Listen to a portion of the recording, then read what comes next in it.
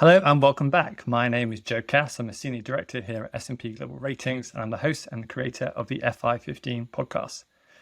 So on this episode, we are very happy to have Larry Summers, former Treasury Secretary in the Clinton administration and former president at Harvard, alongside Paul Gruenwald, our chief global economist at S&P Global Ratings. So a quick reminder that the views of the external guests are their views alone, and they do not represent the views of S&P Global Ratings. Okay, great. Let's get into it. Larry, would you be able to kick us off with your view on the state of the global economy right now? What are your biggest areas of concern? I'm going to focus on the U.S. economy. And I think the big question is, can we achieve the proverbial soft landing? The numbers have been good for the last several months. Unemployment has stayed low. Growth has been stronger than most people expected. And inflation, even while that's happening, has been a bit lower than most people expected. So I think the chances have probably increased. But the painful truth remains that history teaches us that from high inflation with low unemployment, what Samuel Johnson said about second marriage is true for soft landings as well. They represent a triumph of hope over experience. And history also teaches us that slowdown processes are rarely contained, that if unemployment goes up a few tenths of a percent, it almost always goes up by a couple of percentage points. So right now, I've got concerns both about hard landing and about no landing. On the hard landing side, coming from some evidence of growing fragility on the part of consumers as COVID savings run out, as credit flows come in slow, as there need to be refinancings, and substantial uncertainties about the walls of debt that many businesses are going to face as they refinance borrowing from a few years ago, and the prospect that even if budget deficits remain problematic, the kind of fiscal expansion we saw between 2022 and 2023 is not likely to be repeated. So there's a lot of uncertainty, I think, despite current strength about the medium-term hard landing prospect. At the same time, I look at developments in labor markets with the UAW strike, still high vacancy to unemployment rates, health insurance rates accelerating, continued tightness in many rental markets, and the feed-through impacts of increased oil prices and particularly increased diesel prices. And I think the prospect that inflation is on a secure glide path down to the Fed's target is also pretty uncertain. So I think that the ability to achieve a soft landing remains very much in doubt, significantly because of the policy errors of overstimulus several years ago. Great. Thanks, Larry. So, Paul, very similar question to you. So what is the S&P Global Ratings view of the macroeconomy, and what are our primary concerns? Yeah, well, I agree with a lot of that. I think not just in the U.S., but globally, we've seen a surprising amount of resilience in service sectors fueled by strong labor markets. So we're seeing a bit of a wedge globally between the manufacturing part of the economies, which tends to be more interest rate sensitive, and the services part. But, the challenge is going to be to, bring core inflation down to central bank targets in a smooth way. And I agree that the soft landing is kind of mythical. It is our baseline case right now. But I think if we had to, put a distribution around the base case, we're probably a bit more worried at this point that inflation is likely to not be fully under control. So if we had to deviate from our baseline, we would think that means maybe more central bank rate hikes rather than sort of a hard landing in the near term. And we are seeing this globally, right? I know we've got different cyclical positions around the world. The European economy looks like it's close to zero growth, and some of the other advanced economies are still reasonably strong. But we had the same issue where, central banks kind of missed the initial inflation impulse. They got behind the curve. We had a a steady rise of rate hikes. We seem to be leveling off now, but the resilience of service sectors in the face of these stiff rate hikes is something we see globally. But maybe just one other thing, since I'll take a little bit more of a global view than Larry. We are watching China very closely. It looks like the authorities are not going to bring out the big toolkit. They seem to be sort of adjusting around the margins with cuts in reserve requirements and some easing of regulations around housing. But, China's been the number one driver of global growth for several decades, and it looks like the authorities are going to struggle to get their 5% growth target this year. Thanks, Paul.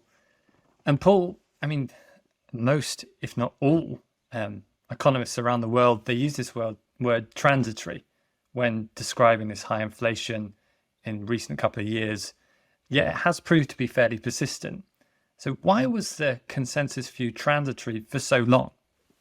Well, there were some people who spotted that quickly. It wasn't an entire, the entire profession, but I can think of a couple of reasons. One, to be fair, COVID really whipsawed a lot of economies, right? We shut down the services sector. There was a big jump in demand for durable goods. And then we reopened the service sector. We had all this pent up demand in the fiscal stimulus. So that kind of threw economies around. But I think, also there's a fair degree of hysteresis in the profession. People had gotten used to central banks missing their inflation target on the low side and having rates at or near zero. So I think a lot of folks just had some trouble getting their heads around the possibility that we could have a period of sustained inflation above central bank targets. And maybe the third issue is those of us in the market, we've always got one eye on the consensus, right? And kind of sticking your neck out a couple of years ago was maybe not something a lot of people were comfortable. But I think we've all learned the lesson. Those of us who have been around for a while and maybe haven't been through a burst of inflation, that it can happen, right? I think we all got attuned, or maybe again, a little bit of hurting there with the view that inflation was well and truly tamed and wouldn't be an issue again. Thanks, Paul. I think it's a real mystery why the forecasts were so off. In the spring of 2021, I was pretty clear that when you injected $150 billion a month of fiscal stimulus into an economy with a $50 billion GDP gap, and at the same time, the central bank pledged to keep interest rates at zero for 3 years, and at the same time, the central bank bought $120 billion of long-term securities, including mortgage securities, into a housing bubble. And at the same time, you had a pandemic that could only operate to constrict supply.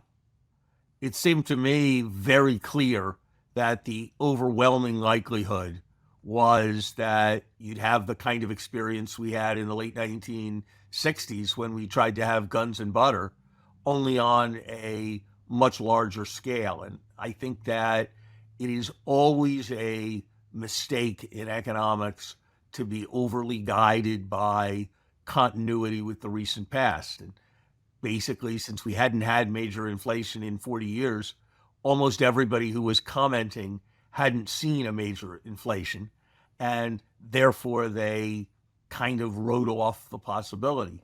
I had, earlier in my career, written off the possibility of economies finding their way into the liquidity trap because I'd never seen it before.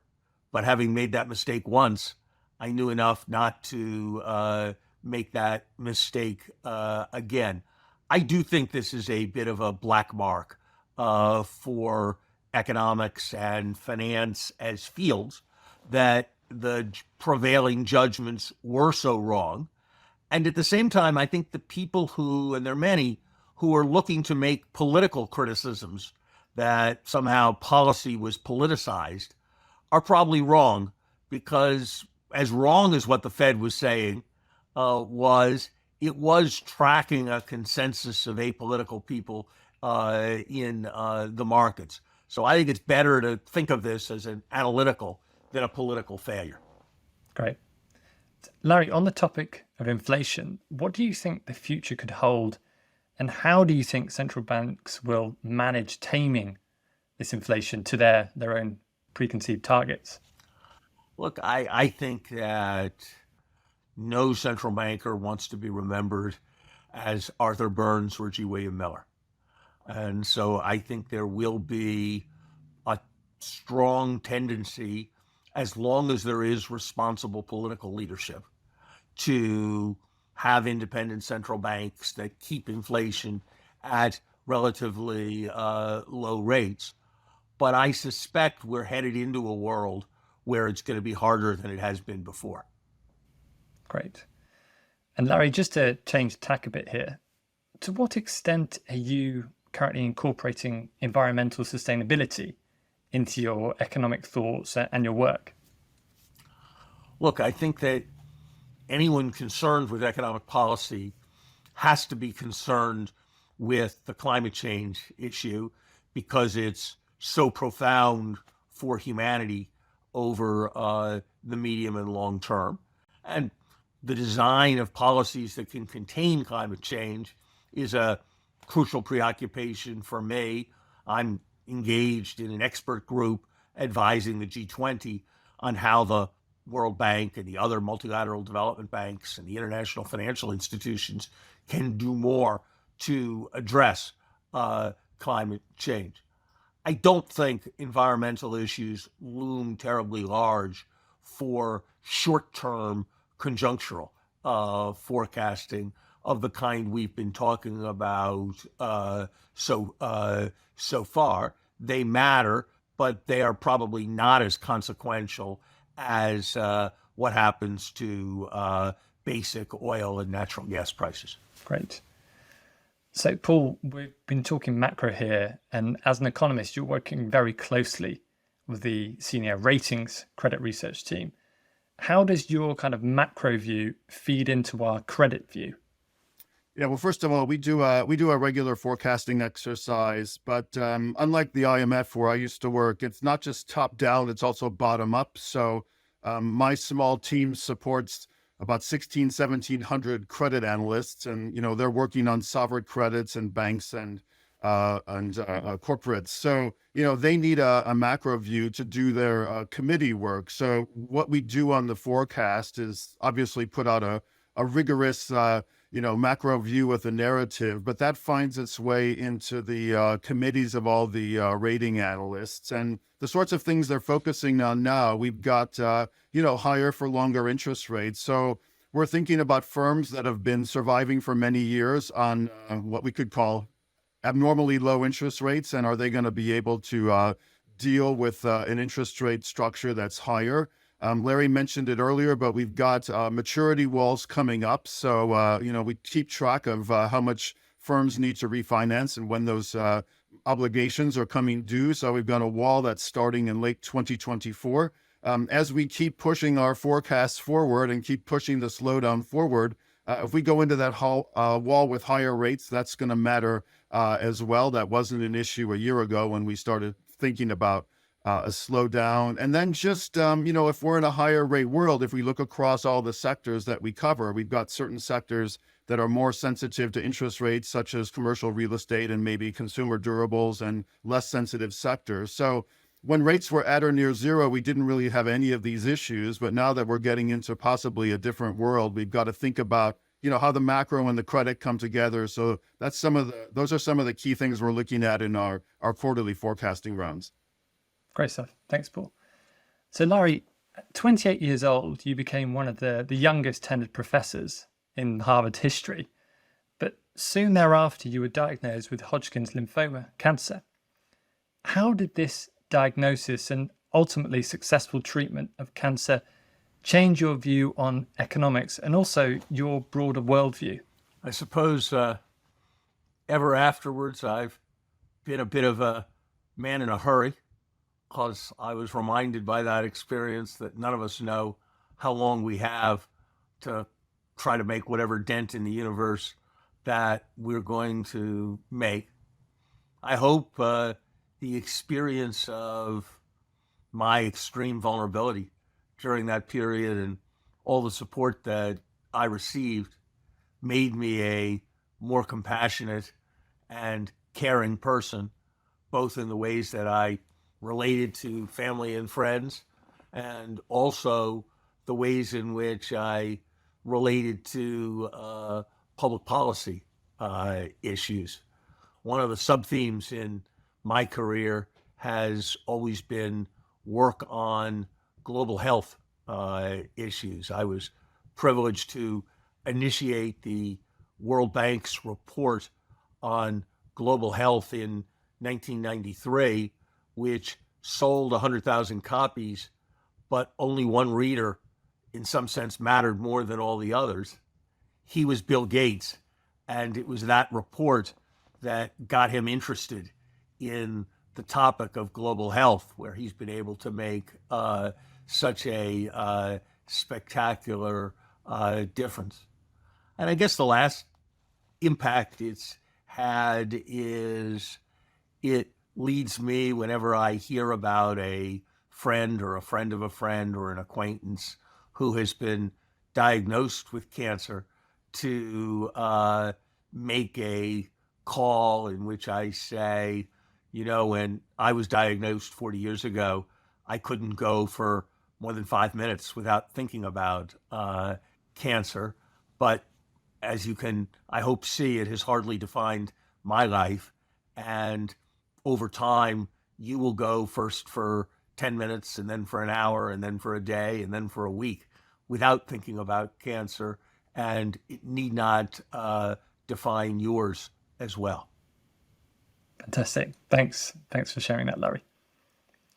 So, Larry, what economic view or opinion do you believe to be true that few others would agree with you on? Believe very strongly in resisting the tendency to extrapolate trends. I believe almost all the big mistakes in markets are made by people who did today what they wish they had done yesterday. They buy after things have gone up. They sell after things have gone down. They lend money to things that have gone up, and therefore the loans have all been repaid. And I think the same thing is true in economic forecasting. I wrote a paper several years ago called Asiaphoria Meets Mean Reversion, the point of which was that it was a mistake to extrapolate rapid growth rates forward confidently. I've been saying for several years now that I think history will record that prevailing American judgments of Russia in 1960 were badly wrong from an economic point of view. Prevailing American judgments of Japan in 1990 were badly wrong. Prevailing American judgment of the tigers of Asia in the mid-90s were badly wrong. And prevailing American judgments of China in 2020 will prove to be badly wrong. So a tendency to resist trend-following forecasts is, I think, something that, with respect to markets, with respect to forecasting economic variables, and with respect to theories of how the world works, is something that I've always tried to bring to the table. Great. Thanks, Larry. So, Paul, you spent a lot of your career in Asia, coming back to the US, I think, just before the pandemic. So, in your experience, how has the region changed over the past, say, 2, 3, 4 years? Well, maybe Larry's previous point's a good segue into that, right? Because one of the dangers is using your Excel spreadsheet to just drag over your last cell and copy it. But no, I originally went to Asia for 2 years. I was in the IMF, and I was going to be the country rep in Korea. This was 2001. And we ended up staying for 17. I went to Hong Kong and then Singapore after that. And I ended up working in banking for a while and S&P. I do remember my first trip to China, where the bike lanes were totally full and the highways were pretty empty, and you could see the Chinese authorities kind of pre-building all of the infrastructure. And back then, I think China was exporting T-shirts and sandals and backpacks. So, we've come a long way. We've got China now producing more permits than the United States, and challenging, at least in some of the sectors like solar and some of the cutting edge stuff. So it's quite it's been quite remarkable. But yeah, and I think the rise of China was really the big thing. And now China's the largest trading partner for almost everyone in the region. And we've got complexities around China being the largest trading partner, but a lot of political and security ties to the United States. And we're still trying to figure out how to put those two regions together. But, it was a great experience to be away for a long time. And my two boys got to grow up in Asia and come back to university in the U.S. And, coming back to New York right before the pandemic was a little bit of bad timing, but I think it all worked out in the end. But it's been a great experience. I wouldn't trade that for anything. Great. Thanks, Paul. So, Larry, between your time at the Clinton administration and the Obama administration, you were president of Harvard for 5 years. So I'm interested to know, what was that experience like and what memories stand out from your time there? Well, there are many differences between academic life and life in government. As a scholar, the worst thing you can do is sign your name to something you didn't write yourself. As a government official, it's often a mark of effectiveness to do so as frequently as possible.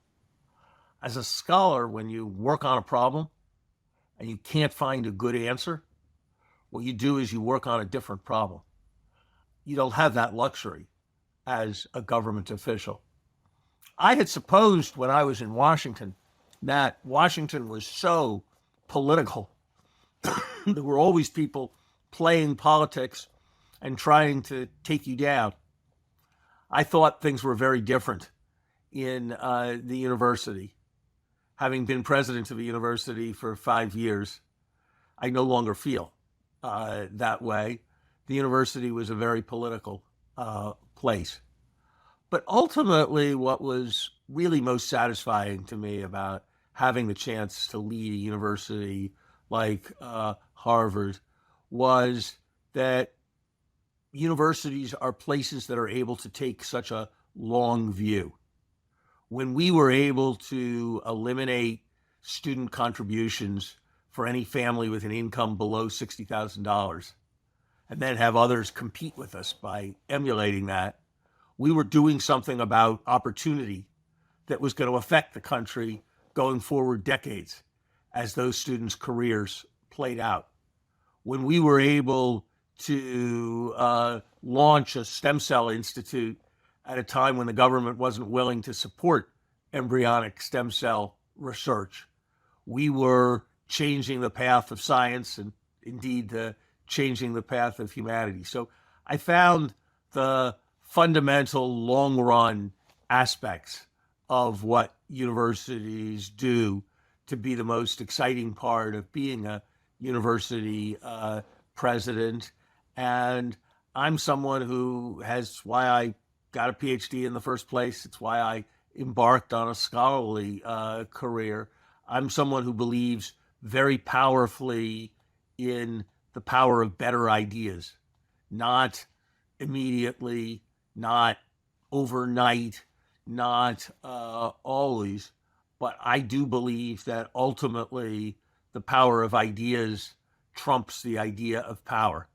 And if you have that belief, you have to think that universities are awfully, awfully important places for our future. Great. And Larry, I have to ask you this question. So you were portrayed in the movie The Social Network, which is the biopic about the founding of Facebook.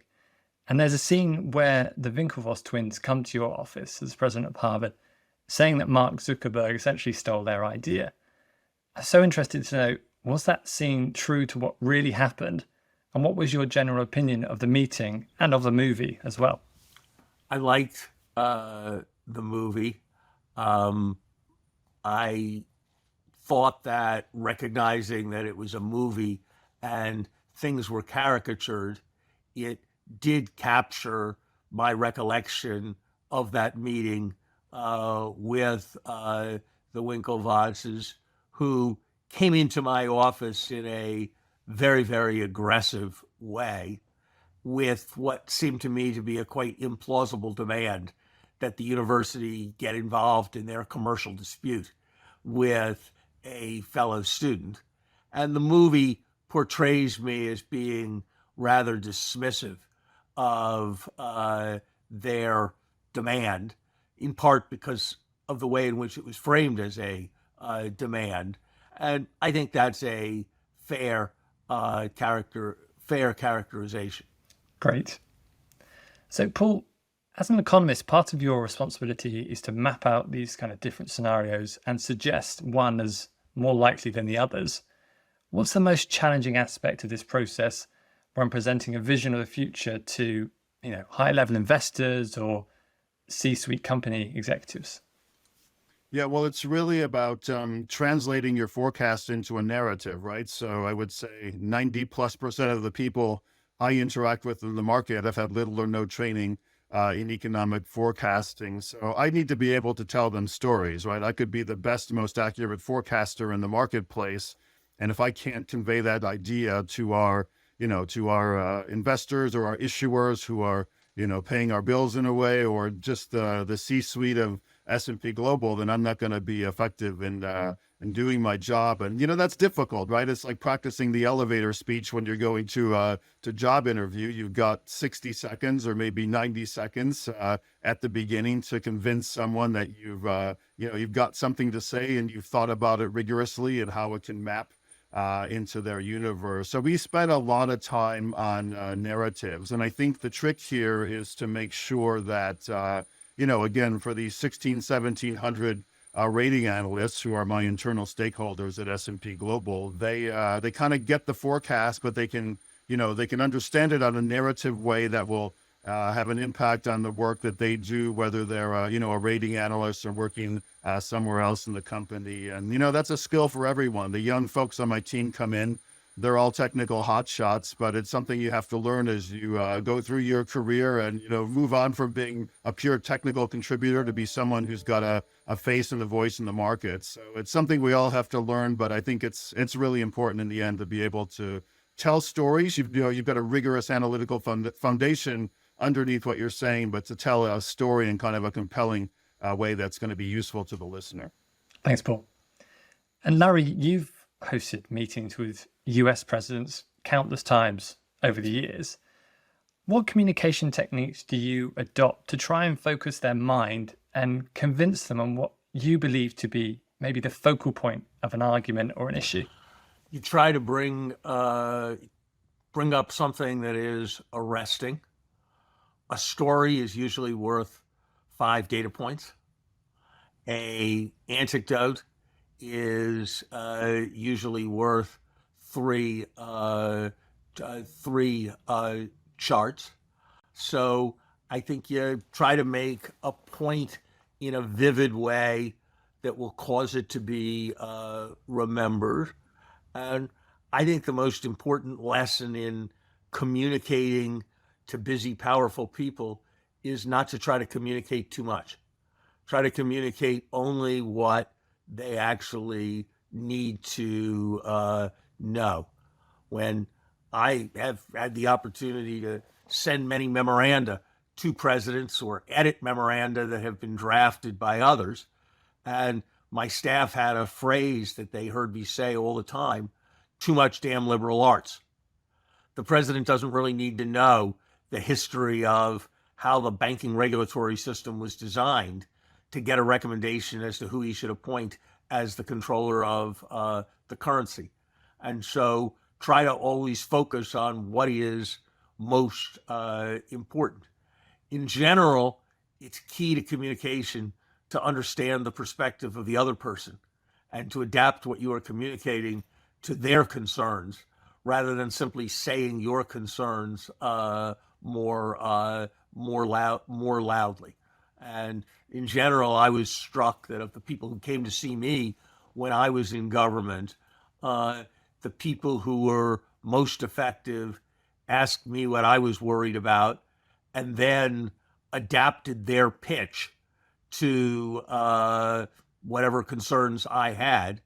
The people who were least effective were the people who thought the objective was to have said their whole piece without my interrupting them too much. They were missing the opportunity to be persuasive. whenever anybody said to me, I've read the briefing paper, so what do you want to add? I always took that as a sign that under no circumstances was I supposed to repeat the content of the briefing paper. But that's something that many communicators find hard to do. Great.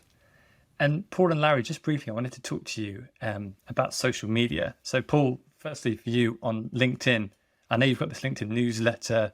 It's been incredibly successful over a short period of time, really. So what is it and why did you just decide to start this thing? And what kind of relationship do you have with the LinkedIn readers? Well, it really wasn't my decision. I was just kind of posting stuff. And what happened was during COVID, as usually happens during times of market turbulence, people want to know what S&P Global is thinking. So my numbers spiked for a couple of weeks and LinkedIn reached out to me and said, hey, do you want to start a newsletter? So I asked my communications people, would this be a good idea? And they kind of said, well, duh, of course it's a good idea. So I started this newsletter. I think we're on 125 issues or something like that. But it's really, it's not so much what I'm thinking. It's kind of fun. It's, what we're doing, or we're on CNBC or Bloomberg or whatever. But we're trying to support the other parts of the business, right? We have credit colleagues. We're doing stuff on, decentralized finance. So we've been putting some views on stable coins out there, and we're doing stuff around sustainability. So it's turned into kind of a platform, not just for me and my team, but for the whole business. So we're using it as kind of a, public forum to get the word on S&P Global. My relation with the readers, hopefully they're all addicted. So I try to publish this thing between 7:30 and 8 o'clock every Friday morning, semi-religiously, taking a few weeks off around the holidays. But, we try to measure this stuff. So it's kind of trending up in terms of my performance metrics. But as I kind of explained to my team recently, it's not that sort of uptrend that matters to me. It's when things go volatile in the market, who do people turn to? Whose view do they want to hear when things get kind of nasty? And that's when our numbers kind of spike. And to me, that's kind of the most fulfilling part of it, to be kind of a go-to place when there's volatility in the market rather than just have someone who's got a trend readership that's drifting up. Cool. Thanks, Paul. And Larry, I know you have kind of around about 300,000 followers on X, formerly Twitter, but interested to know, which individuals do you like to follow? So which individuals, when they kind of make a statement on markets, do you always make a point to read or listen to? That kind of question invites me to generate a few ingrates who will say, of course I mentioned them, and others who will be annoyed that I didn't mention them. So I think I'll pass on that opportunity and just say I try to read and follow widely both people who have similar perspectives to mine and people who have a far more leftist Keynesian perspective than I do, and people who have a far more Austrian economics, libertarian conservative perspective than I do. I think the most important thing about following and reading is remembering that you learn much more from those whose views you instinctively recoil at than from those who cause you to say, way to go. And so I try to always discipline myself to read the people who are going to cause me discomfort in my views. Great. And Paul, if you ask a kind of layperson on the street to name a famous economist, they might say, Smith, Keynes, Friedman, Ricardo. But who are the individuals you look up to in the financial community? Oh, I was going to pick someone non-financial because you kind of threw that question over, Joe. So let me tell you a story. So, yeah, sure. Non-financial works. Right. So I live 2 blocks from Central Park, and they've got free movies in the summer. So about a month ago, we saw that there was a free movie. It was about the chef, Jose Andres, and it was called We Feed People. So we went over to Central Park, sat down, dusk came and the movie came on. And I just learned this wonderful story about this famous world-beating chef at the top of his profession that really gives himself to helping people who are in need from natural disasters. So he brings this team out there. They've got to do logistics. They've got to do people. They've got to do planning. And whether it's an earthquake or a flood, he gets in there with the same passion he brings to his own kitchens, and he just cooks for people. And he's it's a documentary, so he's looking at the camera, but he's saying, this is a very basic need, and he's getting into these niches before the official sector gets in there to help. But this is a guy who, doesn't need to do this, right? He's an accomplished world-beating chef, but he's taking a big chunk of his time and resources and going in and helping people in need. And I just thought it was super inspirational. So, I try to look outside of the economics profession when I can, but I just thought it was a wonderful example of someone who didn't need to do something, but really threw himself into it and is trying to help others, just doing good. So I thought that was fantastic. Great. Thanks, Paul. So Larry, last question of the podcast goes to you. So typically on this podcast, we interview leaders, influential individuals from the world of finance and beyond, really. So this isn't you giving an endorsement, but just thinking about everyone you've met or worked with or even seen from afar, who do you think would be an interesting potential future guest I should ask to join the show? I've learned an enormous amount over the years from my good friend, Bob Rubin, and my former boss at the Treasury Department. He's been watching financial markets and public policy for many decades.